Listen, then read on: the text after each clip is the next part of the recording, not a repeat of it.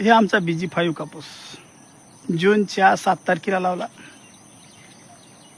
रामपर्यात उठाव, रात्री बेरात्री उठाव, विहिरीचं पाणी द्याव, तेव्हा याला वाचवलं. BG5 असल्यामुळं राऊंडअप मारता येते म्हणून लावल्या. तण होते लय, तण तर मेलं पण बॅगा नाही मेल्या, बॅगा जिवंतच राहिल्या.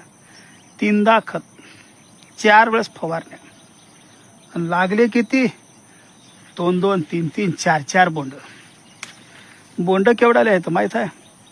चिमणीच्या गांडी एवढाले. आता या चिमणीची गांड जमा केली, 4-4 बोंडात भरती होणार आहे का? हा, अशी आमची परेशानी.